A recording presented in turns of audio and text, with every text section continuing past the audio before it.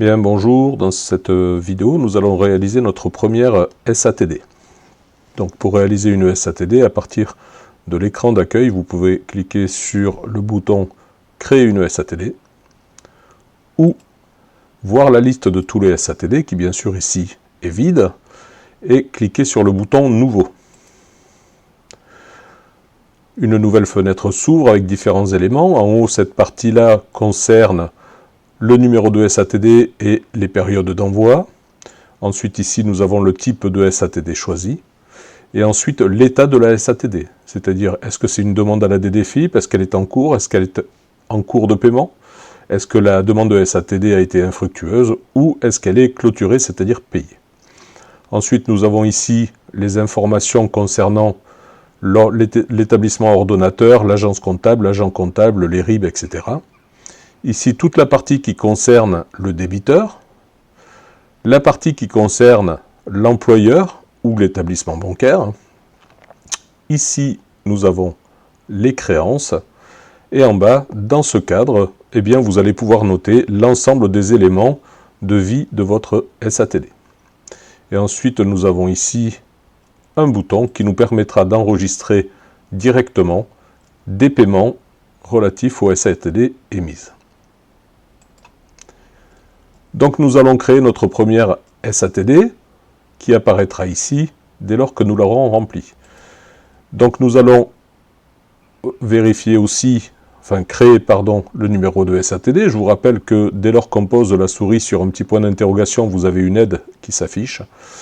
Donc là, on va inventer un titre de recette. Donc 2024-52123, et il s'agit de Monsieur Martin qui nous doit de l'argent. Ça sera le numéro de la SATD. La date de saisie, c'est aujourd'hui. Pas d'envoi, pas de courrier recommandé à l'employeur ni rien. Pourquoi? Parce que nous allons faire une demande d'information à la DDFiP. Donc je clique sur le bouton « Demande d'information ». Nous allons maintenant choisir tous les éléments concernant l'établissement ordonnateur, l'agence comptable, etc. Donc nous avons 2 établissements créés. Monsieur Martin doit de l'argent au collège Jules Verne. Ensuite, l'agence comptable, il n'y en a qu'une. Nous choisissons l'IBAN du collège Jules Verne. Nous choisissons l'agent comptable. Et nous choisissons l'ordre à mettre sur les chèques. Ensuite, nous allons remplir les éléments du débiteur. Donc, il s'agit de Monsieur Martin David, qui habite 12 rue des Lilas, 79 000 Niort. Obligatoire pour faire la demande d'information à la DGFiP, il nous faut sa date de naissance, donc il est né le 12/07/1970. Et il est né à Niort, dans le 79. Lorsque vous mettez le lieu de naissance, pensez bien à mettre le numéro du département. La banque, on n'a pas, on s'en fiche un peu puisqu'on va faire juste une demande à la DDFiP. Ici, la partie employeur, on ne l'a pas encore. Reste plus qu'à saisir les créances, on va dire frais scolaires. La référence, eh bien, c'était le 52-123, c'était bien le titre de recette. Et la date, il a été émis le 1er juin 2024. Le montant, 580 €. Il n'a rien payé à partir à l'émission du titre de recette, donc il doit toujours 580 €. Le total du SATD, 580 €. Et nous allons dire que nous avons tout rempli. Je valide, et nous voyons que notre table des SATD a été mise à jour avec, on a bien le numéro de SATD, le statut, l'employeur, on ne l'a pas encore. Maintenant que nous avons enregistré la demande de SATD, nous allons pouvoir éditer la demande à la DDFiP. Donc je clique sur le bouton « Demande à la DDFiP » puisque tout est déjà rempli. Le logiciel me génère la demande pour la DDFiP. Donc, on retrouve les éléments, l'établissement ordonnateur, l'agent comptable, l'agence comptable, la date et le lieu de naissance, la dernière adresse connue de M. Martin David, le dû, et nous allons imprimer ensuite notre demande à la DDFiP et cocher les cases que nous souhaitons qu'il nous informe. Pour les caisses d'allocation familiale, il est peu probable qu'il puisse vous répondre. Nous allons ensuite dater, signer à la main et au stylo la demande de SATD, la scanner et nous l'envoyons à la DDFiP.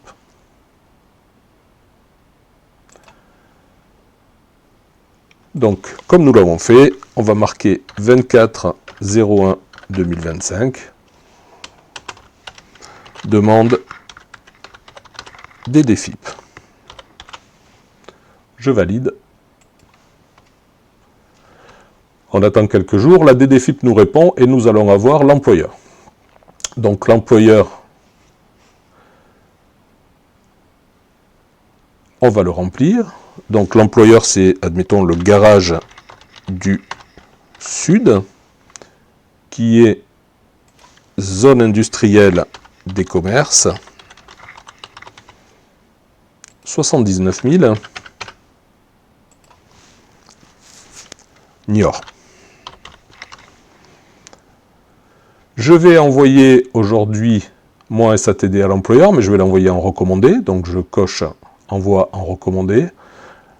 Je vais attendre la date de retour de l'employeur et je vais noter la date d'envoi. On va dire le 24. Je valide. J'ai bien l'employeur qui s'est affiché. Maintenant, je vais pouvoir éditer mon SATD. Je clique 2 fois dessus. Bien sûr, je change le statut du SATD, je mets en cours. Et j'édite le SATD employeur.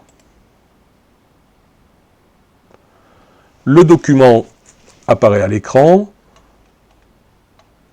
On retrouve, bien sûr, l'établissement ordonnateur, l'agence comptable, le numéro du SATD qui est obligatoire, l'employeur, saisie administrative à tiers détenteur, le débiteur, tous les éléments de paiement, tous les éléments de contestation et bien sûr l'accusé de réception. Donc j'imprime mon SATD employeur, je le signe, je mets le cachet pour éviter le contentieux.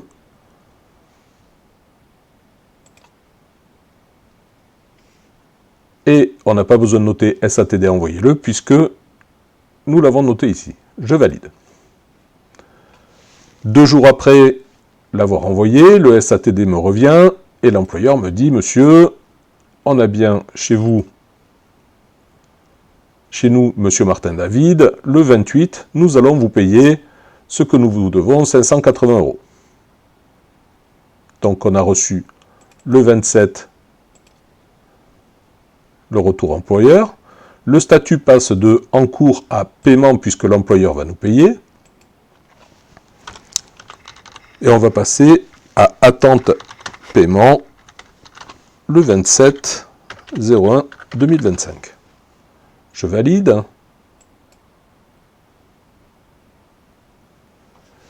L'employeur nous a payé. On a reçu le virement. Donc, le statut va passer à clôturer, puisque nous avons reçu les 580 €, mais je dois enregistrer les 580 €. Donc je vais faire enregistrer un paiement. La date 28/01/2025. J'ai reçu 580 €. VRT, virement employeur. J'enregistre. Le logiciel me dit que la dette est le paiement est enregistré. Je valide. Nous voyons que mon SATD est complet. Maintenant, il va quand même falloir envoyer la main levée à l'employeur. Donc je retourne en double-cliquant sur le nom du créancier, là, sur la ligne, et je fais faire main levée SATD. J'édite la main levée, je l'imprime, je la signe, je l'envoie à l'employeur. Bien sûr, en même temps que vous faites le SATD et que vous allez l'envoyer en recommandé, vous allez envoyer le SATD au débiteur en courrier recommandé. Le titre exécutoire a déjà été envoyé en recommandé au débiteur, qu'il ait été le chercher ou pas, mais il a déjà été envoyé, donc il est censé en avoir pris connaissance. Donc voilà, vous allez avoir le nom du débiteur, toujours pareil, établissement ordonnateur, agence comptable, numéro du SATD, liste des créances, le montant total, et on va lui indiquer que le tiers détenteur saisi, c'est le Garage du Sud, à Niort.